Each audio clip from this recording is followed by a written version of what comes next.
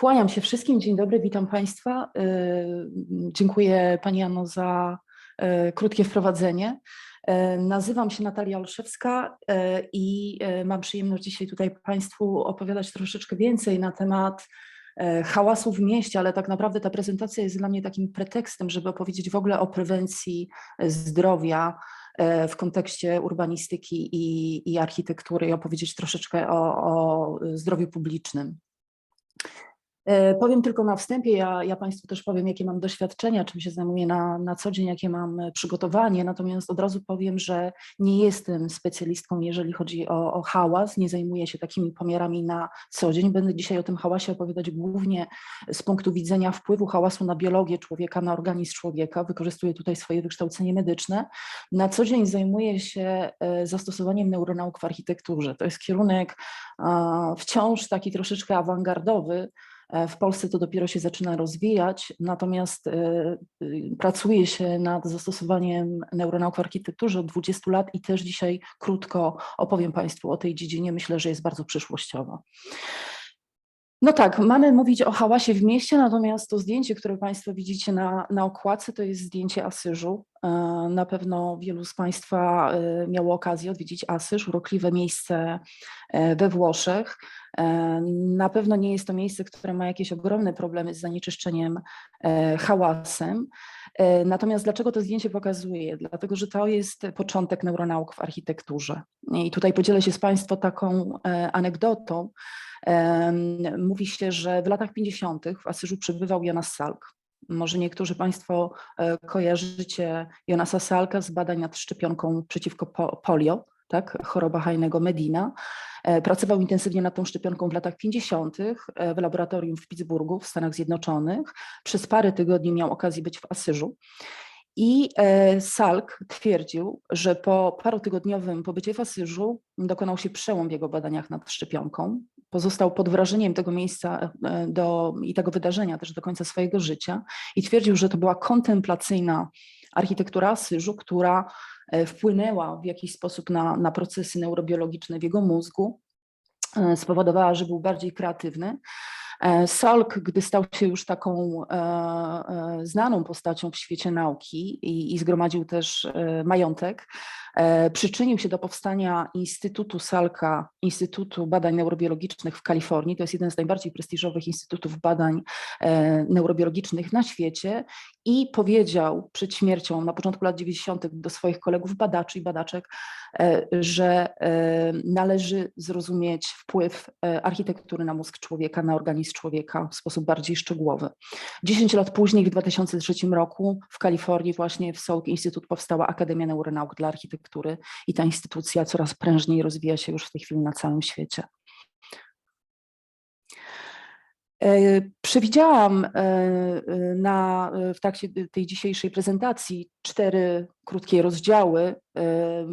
Skupię się w dalszej części prezentacji na hałasie, natomiast opowiem Państwu króciutko o tym, jakie mam przygotowanie, co architektura ma wspólnego z ludzkim zdrowiem i czym właśnie zajmuje się dziedzina, którą się zajmuję na co dzień, czyli neuroarchitektura. Intencjonalnie użyłam tutaj zdjęcia mostu, ponieważ bardzo często nazywam się taką osobą mostem, tak? Bridge person. Od ponad 20 lat żyję poza Polską, ale działam również na terenie Polski, żyję pomiędzy Polską a Włochami. Wyjechałam dosyć wcześnie w swoim życiu z kraju. Ukończyłam studia medyczne, studiowałam również neuronauki oraz zastosowanie neuronauk w projektowaniu architektonicznym. To jest nowy kierunek prowadzony przez Uniwersytet IUAW w Wenecji, jedna z najstarszych szkół architektonicznych we Włoszech. Te studia prowadzi się od 2017 roku, ja je skończyłam w 2018 i wykładam również na tym uniwersytecie. Można powiedzieć, że moja misja taka zawodowa to są działania na rzecz projektowania budynków i miast wspierających ludzki dobrostan i zdrowie psychiczne.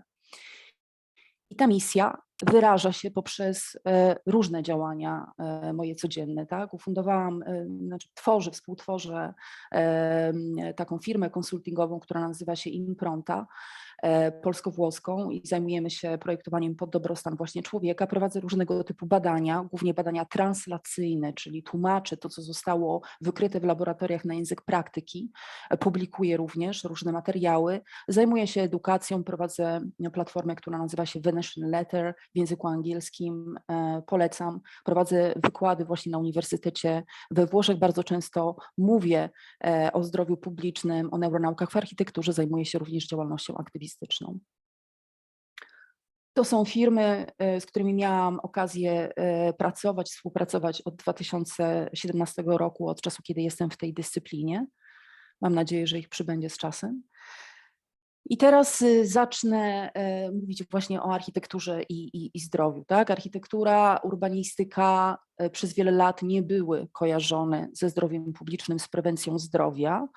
Można powiedzieć, że dopiero od ostatniej dekady mówi się o tym, jaką rolę miasta, budynki mogą odegrać, jeżeli chodzi o prewencję zdrowia.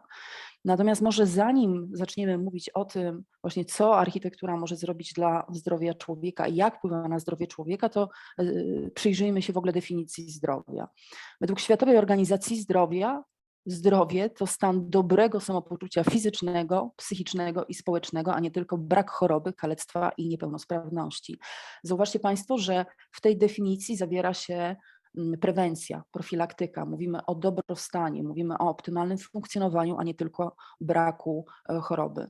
Muszę jednak powiedzieć, że jako lekarz bardzo często byłam sfrustrowana, jestem sfrustrowana faktem, że zachodnia medycyna nie poświęcała przez długi czas wystarczająco dużo uwagi prewencji właśnie zdrowia. Tak? Od paru 10 lat rośnie dopiero świadomość w zakresie aktywności fizycznej i związku ze zdrowiem. Mówi się coraz więcej o diecie, natomiast można powiedzieć, że ostatnie dopiero lata to są właśnie tematy związane z architekturą zdrowiem.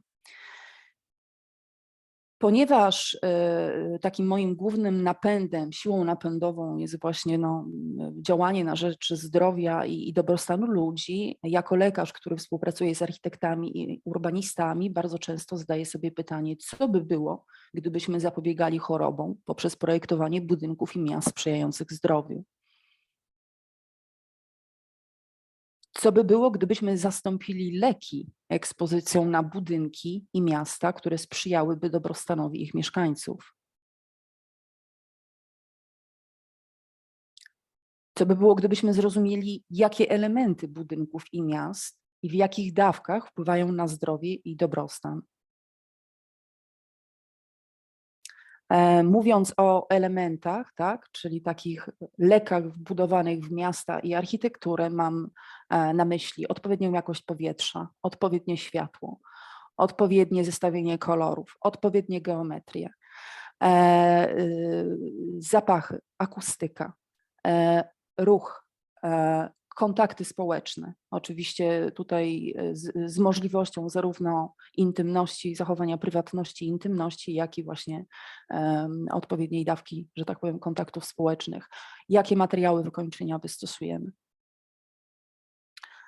Mówicie Państwo, że to jest utopia i ja myślę, że nie. I już prawie 40 lat temu Roger Ulrich, architekt związany z Chalmers University, szwedzkim uniwersytetem, przeprowadził badania, które zostały notabene opublikowane na łamach bardzo prestiżowego magazynu naukowego Science, dotyczące wpływu projektowania, wpływu architektury na zdrowie człowieka. To był kontekst szpitala. Był to przełom, chociaż w dalszym ciągu muszę powiedzieć, że ta dyscyplina raczkuje, a mówimy o badaniach wykonanych 40 lat temu. Powiem szybciutko, co Ulrichowi udało się wykazać. Badał pacjentów przebywających na oddziale chirurgicznym w szpitalu i udowodnił, że widok z okna może mieć wpływ na proces rekonwalescencji i ilość leków przeciwbólowych, które pacjenci zażywali po interwencji chirurgicznej. Wykazano, że pacjenci, tak jak widzimy tutaj po lewej stronie, są pokoje różnie rozmieszczone w szpitalu, pacjenci, którzy mieli widok na zieleń i mieli lepszą jakość światła, mieli dostęp też do światła naturalnego, krócej przebywali po operacji w szpitalu i zażywali mniej leków przeciwbólowych w porównaniu z pacjentami, grupą kontrolną, którzy mieli widok na mury, na ściany budynku i nie mogli mieć tej ekspozycji na te warunki czy te elementy biofilne. Tak?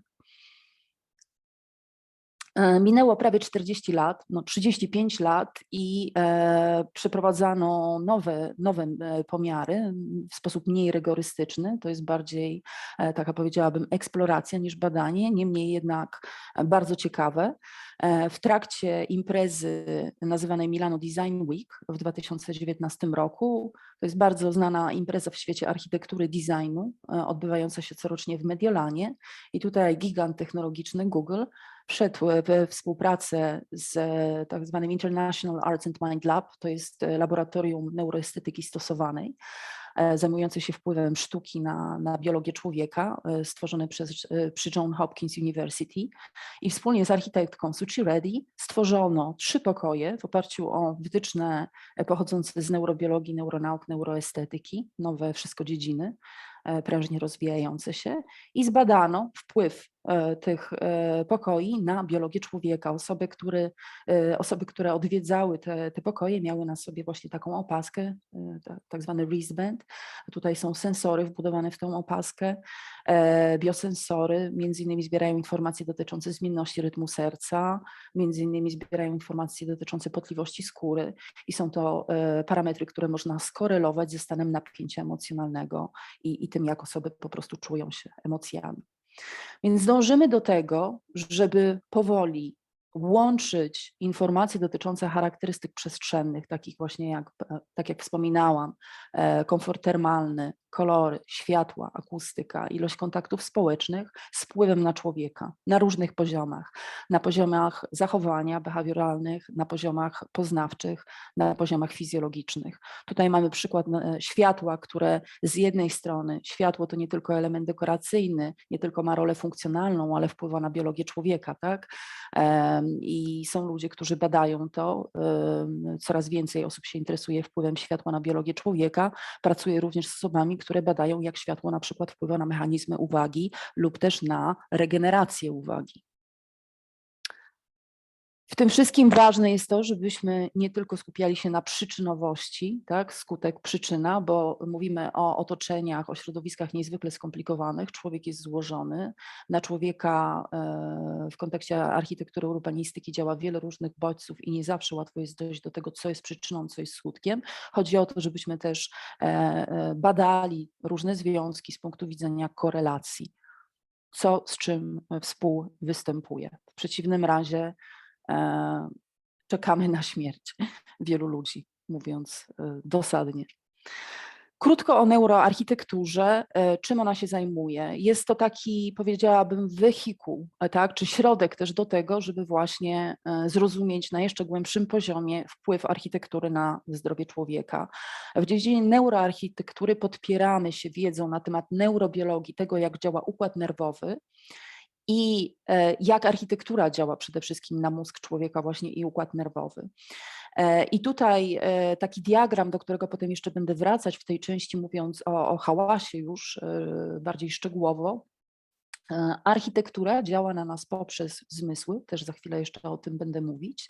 Wpływa, bodźcuje cały czas, że tak powiem, układ nerwowy człowieka. Tak? Wiemy, że ten układ nerwowy z jednej strony jest takim interfejsem, tak? Jest kontaktem, stanowi łącznik ze światem zewnętrznym. Z drugiej strony układ nerwowy steruje w zasadzie wszystkimi organami, wszystkimi narządami, wszystkimi systemami w organizmie człowieka i ma ścisły związek z poziomami hormonów oraz z układem immunologicznym.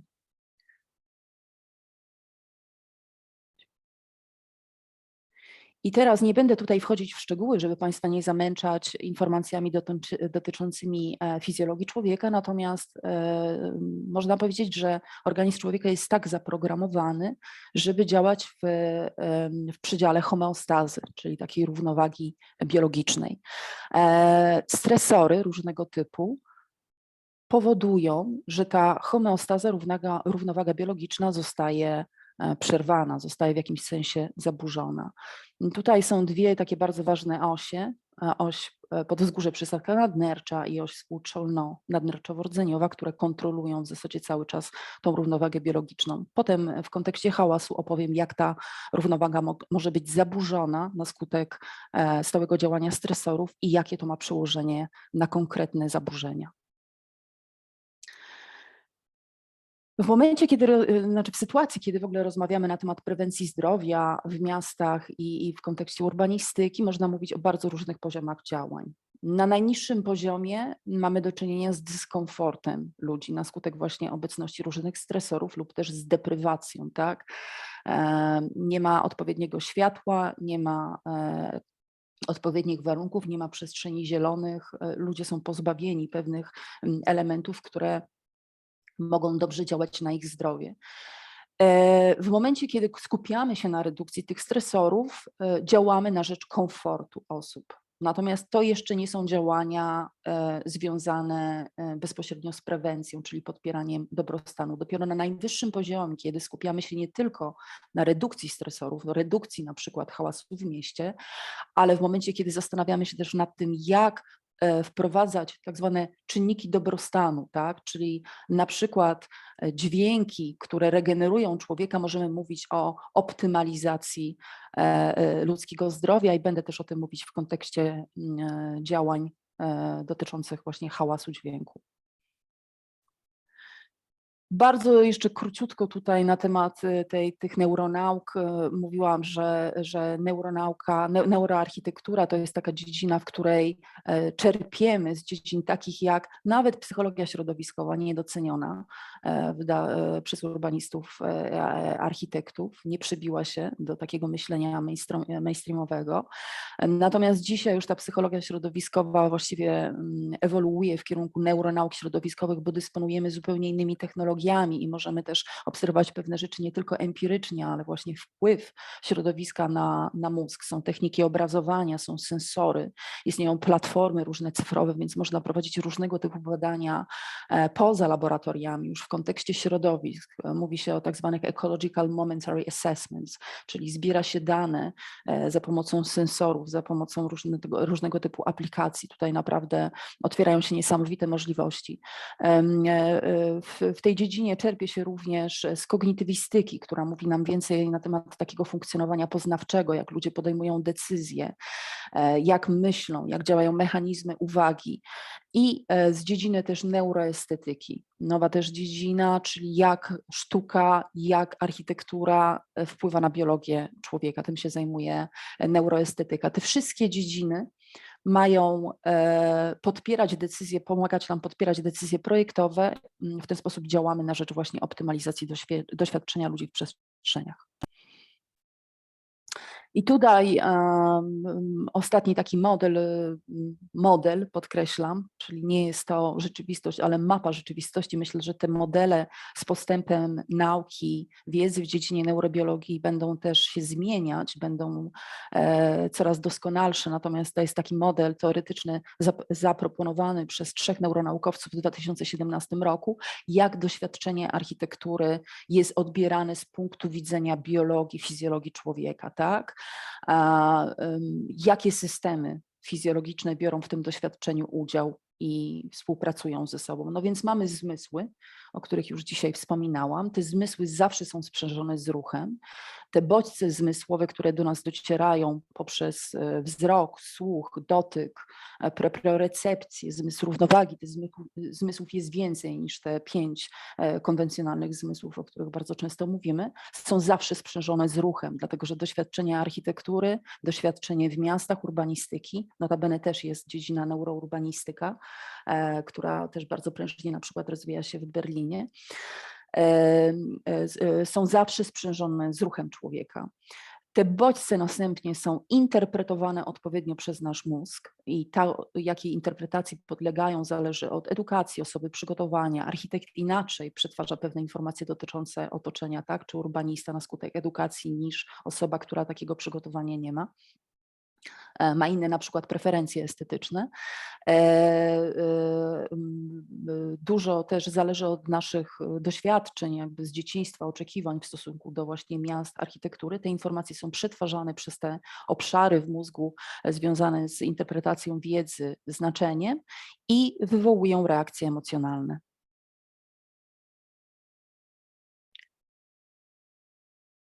Co generuje te reakcje emocjonalne? Oczywiście światło, kolor, materiały, dźwięki, zapachy, te wszystkie elementy, o których też wcześniej już wspominałam. I tutaj można działać poprzez materiały, różnego typu geometrię, światło, oczywiście kolory, nie wchodzę w szczegóły. To jest tylko, to są tylko takie bardzo, bardzo ogólne przykłady. Można wzbudzać bardzo różne odczucia w ludziach. Dobrze, teraz przechodzę do tej głównej części, czyli hałasu. I na wstępie muszę niestety powiedzieć, że dalecy jesteśmy od właśnie w kontekście działań na rzecz hałasu, optymalizacji doświadczenia człowieka, bardziej w dalszym ciągu w większości miast europejskich, zresztą myślę, że na całym świecie, tutaj działania koncentrują się na redukcji stresorów, tak? Czyli walczymy bardziej o to, żeby przede wszystkim był komfort. Komfort biologiczny i komfort fizjologiczny, psychologiczny. Przygotowując się do tego wykładu, znalazłam bardzo ciekawy raport opublikowany przez Narody Zjednoczone, specjalny program dotyczący działań na rzecz środowiska. Raport, który powstał w 2022 roku w październiku, czyli w miarę aktualny. I Narody Zjednoczone mówią o tym, że istnieją takie 4 ścieżki, jeżeli chodzi o taki kryzys globalny, planetarny, które mają wpływ na, czy 4 problemy, powiedziałabym, 4 zagadnienia, które mają istotny wpływ na zdrowie psychiczne i wpływają na zdrowie psychiczne mieszkańców naszej planety negatywnie. Są to hałas i zanieczyszczenie hałasem, dźwiękiem, zanieczyszczenie powietrza, są to zanieczyszczenia chemiczne i zmiany klimatyczne, które jak wiecie Państwo występują globalnie, w skali globalnej. Powiedziałabym, że w tym raporcie brakuje też może tutaj zwrócenia uwagi na zanieczyszczenie światłem, o którym ja w swojej dziedzinie słyszę coraz więcej. Coraz bardziej też rośnie tutaj świadomość, jeżeli chodzi o to zanieczyszczenie światłem. Króciutko tylko proszę spojrzeć na tą skalę. Po lewej stronie numer 1, tak, mamy do czynienia z niebem, które jest doskonale ciemne, gdzieś tam na łonie natury, daleko od przestrzeni urbanistycznych, daleko od miast. Możemy obserwować gwiazdy, tak, różne konstelacje, widzimy wszystko szczegółowo na tym niebie. Po drugiej stronie skrajność, numer 8, widzimy niebo nad jakimś niezwykle oświetlonym miastem. I oczywiście to nie jest tylko problem i kwestia obserwacji nieba, natomiast rośnie też nasza świadomość tutaj w kontekście wpływu tego sztucznego oświetlenia w takiej dawce, zwłaszcza w godzinach właśnie popołudniowych, wieczornych, na organizm człowieka. Wiemy, że światło sztuczne może zaburzać rytmy biologiczne, tak? Światła na ulicach w nieodpowiedniej dawce, światło o nieodpowiednim kolorze, tak zwane światło niebieskie, czyli krótka fala światła, ono może zaburzać wydzielanie melatoniny, więc jest to na pewno też problem, który przyczynia się do bezsenności ludzi w miastach. Nie będę dalej wchodzić w szczegóły, dlatego że chcę się teraz skoncentrować na hałasie. Oczywiście nie będę opowiadać Państwu na temat tego, czym jest dźwięk, tak, że są to jakieś fale akustyczne, że zebranie, nasze ucho zbiera fale akustyczne z otoczenia, percepuje je na poziomie wibracji. Te wibracje są wychwytywane przez ucho wewnętrzne. Tam jest taki specjalny narząd, ślimak, cochlea, tak, płyn drgania wychwytywany przez nasze, jest błona oczywiście oczywiście bębenkowa jest ten ślimak, to ucho wewnętrzne i te drgania w uchu wewnętrznym są potem jakby przetwarzane na impulsację nerwową, która dociera potem do kory nerwowej. Więc jest to zjawisko fizjologicznie złożone, natomiast tutaj bardziej skoncentruję się na tych dźwiękach niepożądanych, które nazywają się hałasem, czyli wszystko to, co jest dźwiękiem dla nas jakby niefizjologicznym, tak, wysokim, nieprzyjemnym, nazywamy hałasem. Natomiast gdy hałasy stają się naprawdę głośne, uciążliwe, utrzymują się długo, mówimy o zanieczyszczeniu hałasem. To są definicje wzięte z tego raportu Narodów Zjednoczonych, o którym wspominałam. Co w mieście jest przyczyną zanieczyszczenia hałasem? No więc hałas pochodzi przede wszystkim ze źródeł takich jak drogi, różnego typu szlaki transportowe, jak linie kolejowe, oczywiście lotniska, samoloty. Źródłem hałasu oczywiście jest również przemysł, bardzo często domostwa i również miejsca rekreacyjne. A tutaj jakby ja nie będę się dzisiaj koncentrować na Polsce, bardziej będę pokazywać ten problem w skali Europy, będę mówić o Europie, ponieważ dysponuję głównie danymi dotyczącymi Europy.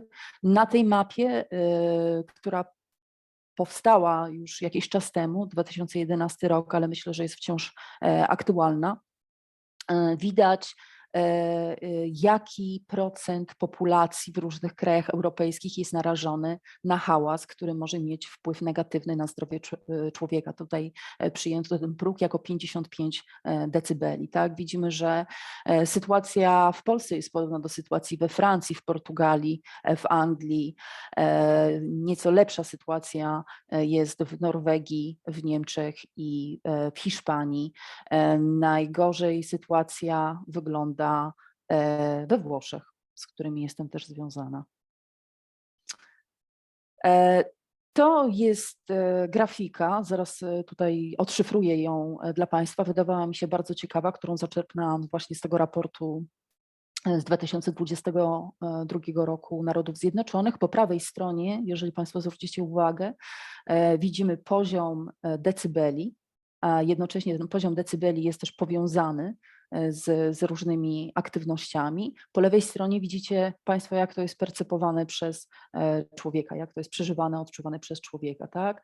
Więc widzimy, że na przykład oddech ludzki to jest poziom 10 decybeli w dolnym rogu po prawej stronie i widzimy po drugiej stronie, że na poziomie jakby percepcji jest to coś, co prawie tego nie słyszymy, prawie nie słyszymy oddechu drugiego człowieka. Musi być bardzo, bardzo cicho i musimy się nad tym koncentrować, czy też swojego oddechu.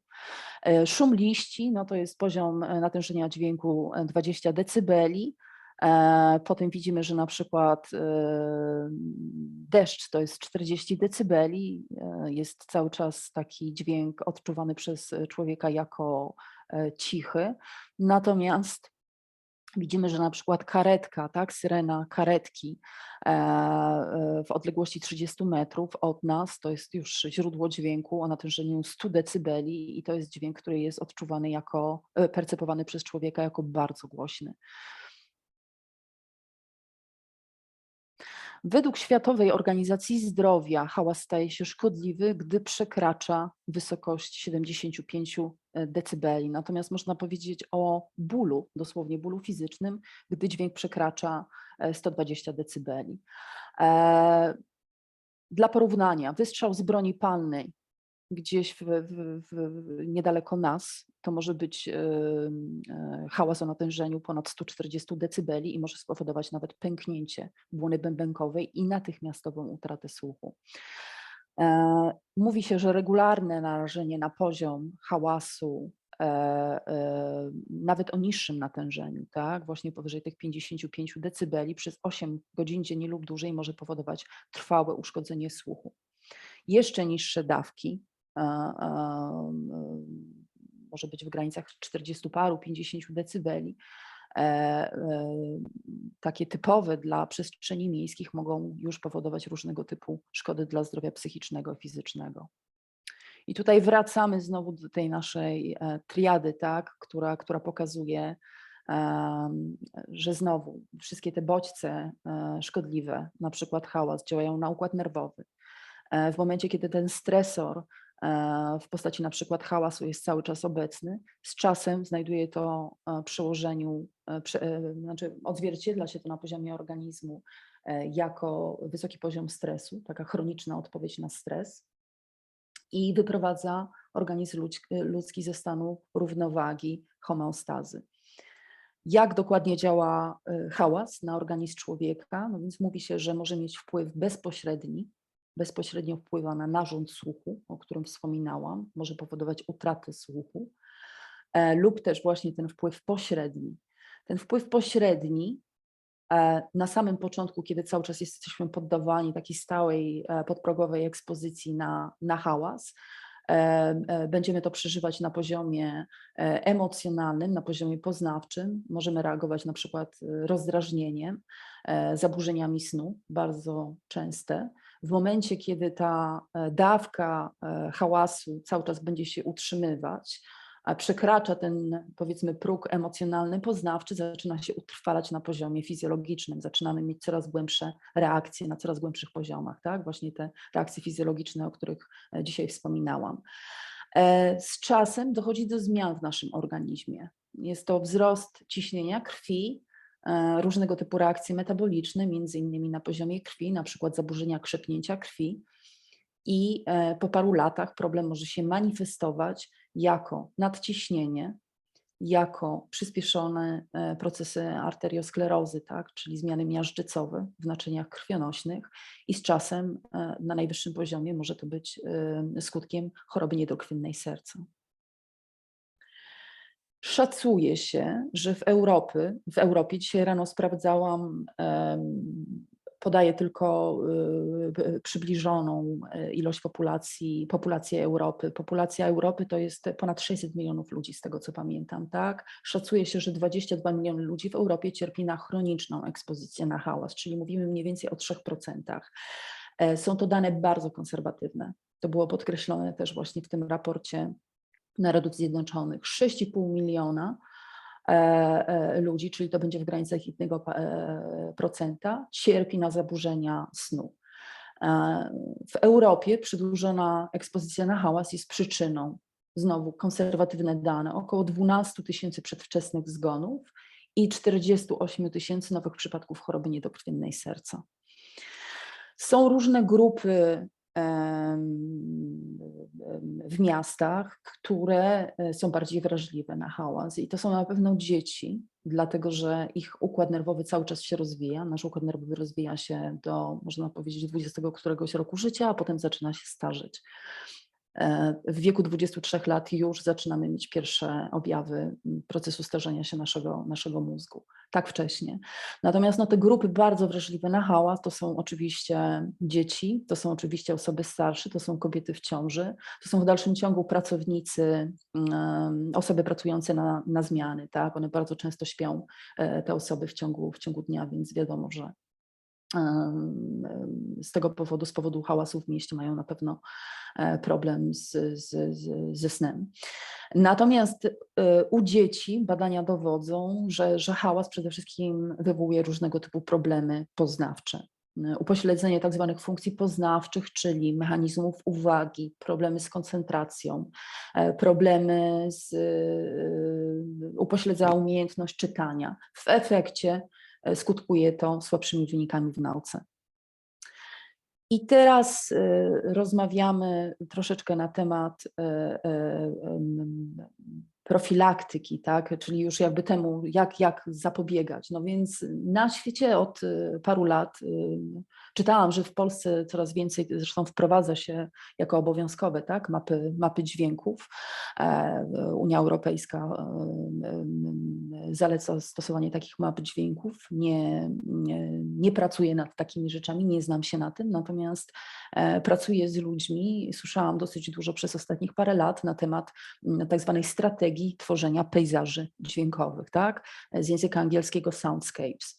I tutaj myślenie jest takie, że wracamy trochę do tematu optymalizacji, tak samo doświadczenia, czyli nie tylko poziom komfortu, ale również optymalizacji. Założenie jest takie, że nie tylko eliminujemy hałasy, ale jednocześnie tworzymy w mieście pewne strefy, strefy na przykład zieleni albo ciszy, za chwilę to Państwu też pokażę, gdzie można wprowadzać dźwięki przyjemne, dźwięki z natury.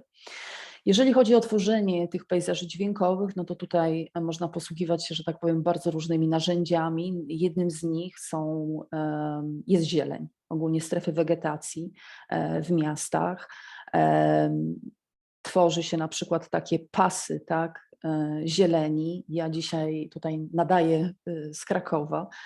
Nie jest to na pewno miasto, które jest jakimś benchmarkiem, jeżeli chodzi o poziom zanieczyszczenia powietrza czy poziom hałasu, natomiast na pewno ciekawym rozwiązaniem są planty krakowskie. Tak? Jest to właśnie taka strefa wegetacji, która chroni, powiedzmy, to ścisłe centrum też przed nadmiernym hałasem.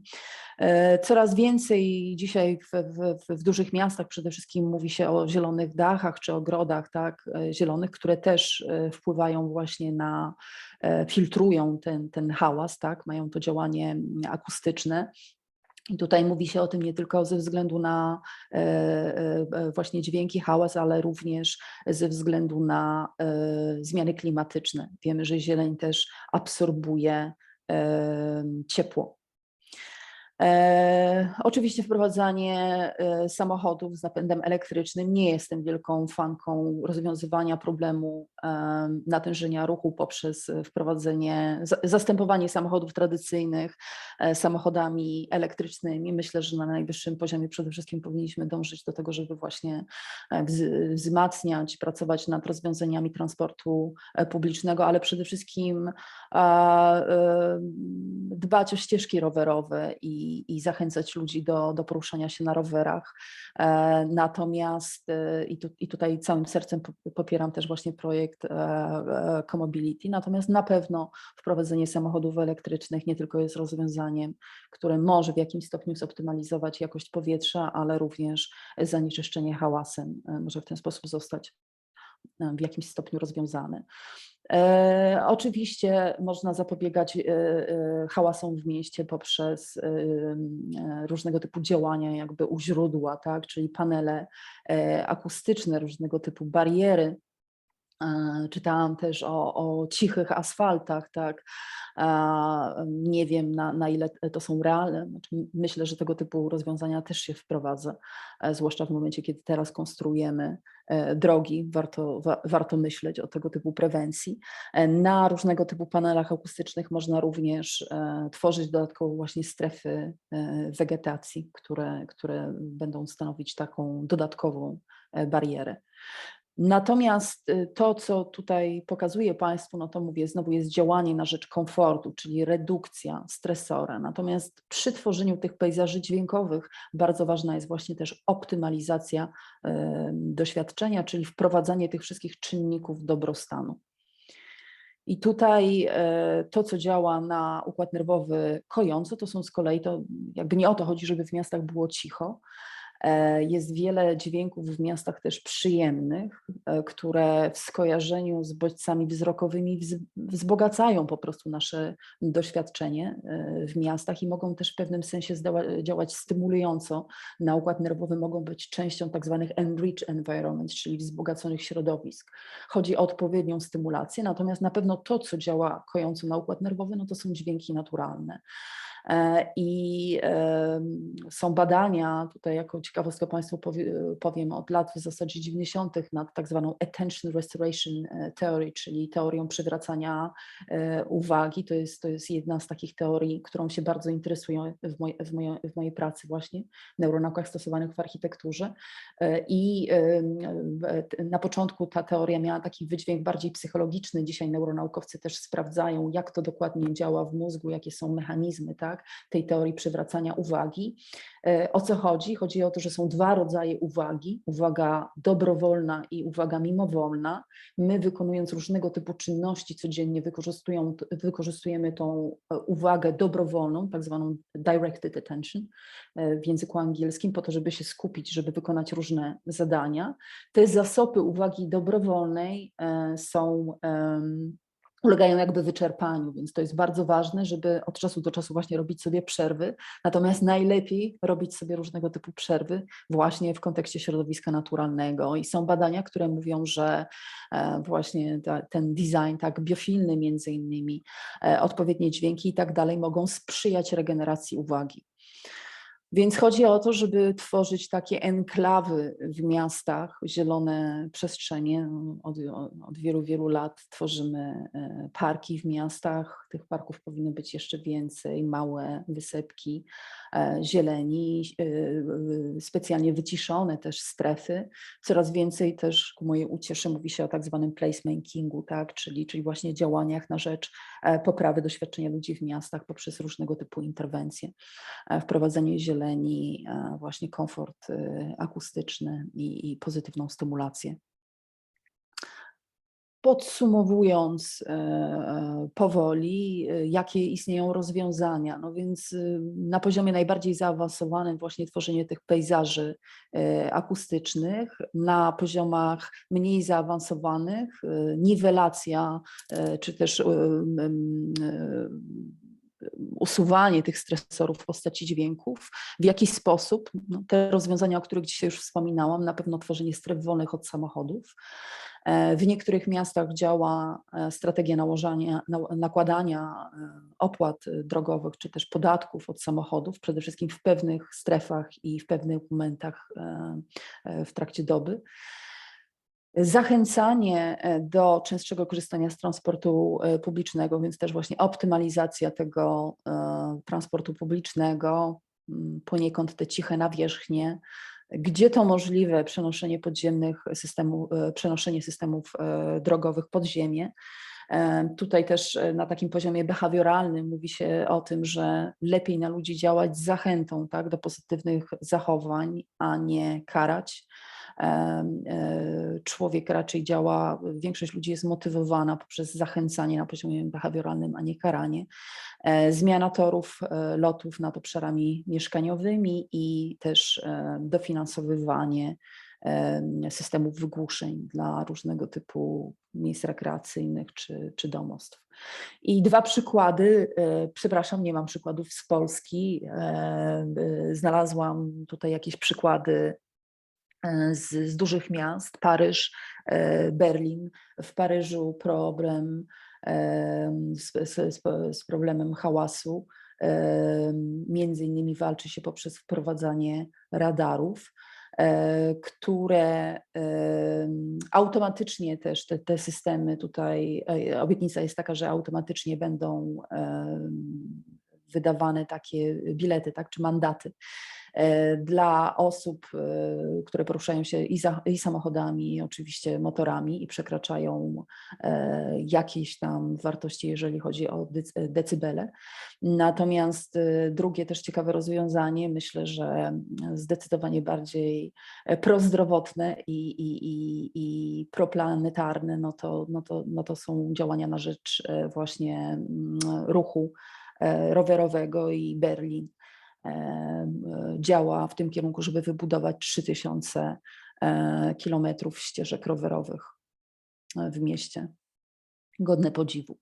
To jest materiał, który przygotowałam dla Państwa na dzisiaj. Dziękuję pięknie. Nie wiem, czy uda mi się zostać do samego końca i uczestniczyć też w tej sesji networkingowej, natomiast gdybyście Państwo mieli jakieś pytania szczegółowe albo mieli jakieś uwagi, to zachęcam gorąco do kontaktu ze mną. Tutaj podaję adres e-mailowy do siebie i też stronę internetową, gdzie można przeczytać troszeczkę więcej na temat działań impronty. Dziękuję pięknie za Państwa uwagę.